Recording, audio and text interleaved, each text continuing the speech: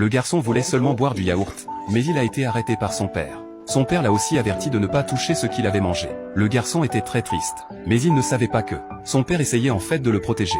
John est un ouvrier. Il gagne sa vie en nettoyant des vitres. Après avoir divorcé de sa femme, il élève seul son fils. Il aime beaucoup son fils, mais il a reçu un diagnostic de cancer il y a un mois. John était dévasté d'apprendre cette mauvaise nouvelle. Cependant, ce qui lui faisait peur n'était pas la mort, mais il s'inquiétait de savoir comment son fils allait vivre. Alors il a décidé de faire quelque chose pour son fils avant de mourir. Il a demandé à la communauté de trouver une famille pour l'adoption. Très vite, un riche a proposé d'adopter Mike.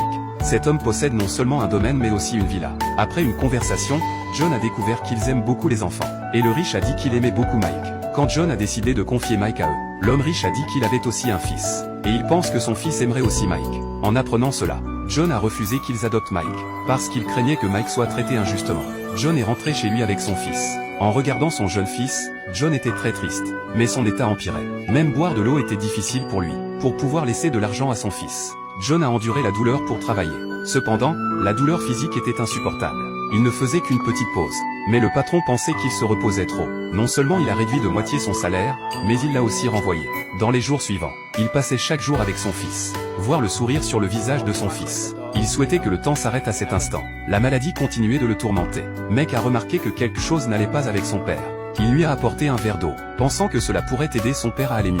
John a amené son fils à la deuxième famille. C'était un couple d'enseignants. Ils étaient très gentils, et ils ont promis à John de donner à Mike la meilleure éducation possible.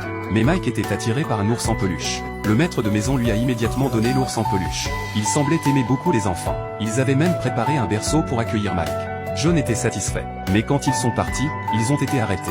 La maîtresse de maison ne voulait pas que Mike emmène le jouet. John était très déçu, parce qu'il avait peur qu'une famille avare ne puisse pas offrir une bonne vie à son fils. Sur le chemin du retour, Mike a demandé à son père ce qu'est l'adoption. Il voulait garder cela secret, mais sachant qu'il allait bientôt mourir, il a finalement dit à son fils ce que signifie l'adoption. Le fils pensait que son père ne voulait plus de lui.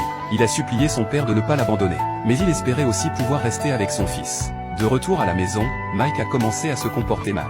Il pensait que de cette façon, son père ne le donnerait pas. En voyant le comportement de son fils, John n'avait pas le cœur de lui dire la vérité. Il a acheté le gâteau préféré de son fils. Le fils a mis 33 bougies sur le gâteau, parce qu'il savait que son père avait 33 ans cette année. Puis il a ajouté une autre bougie, espérant que son père serait encore là l'année prochaine.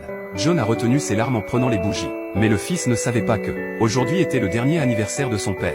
L'état de John empirait de plus en plus, mais il supportait la douleur. Il a emmené son fils au parc d'attractions. Il espérait que dans les derniers moments, il pourrait laisser à son fils des souvenirs heureux. Avant sa mort, la communauté a trouvé une autre famille pour l'adoption. La personne était une mère célibataire. À cause de problèmes de santé, elle ne pouvait pas avoir d'enfant. Elle espérait donc adopter un enfant. Et l'arrivée de Mike lui a redonné espoir. Fernie aimait beaucoup Mike. John s'inquiétait si son fils pourrait s'adapter. Mais il savait que c'était la seule personne à qui il pouvait confier son fils. Il a écrit des lettres pour son fils jusqu'à ses 18 ans, et a également placé la 34e bougie dedans, comme il aurait aimé grandir avec son fils en bonne santé. Mais tout cela était hors de portée pour lui. Mike semblait sentir quelque chose et n'a pas dormi de la nuit. John a finalement pris la décision d'emmener son fils chez Fernie. Il a souri en disant au revoir, bien que son cœur fût rempli de tristesse.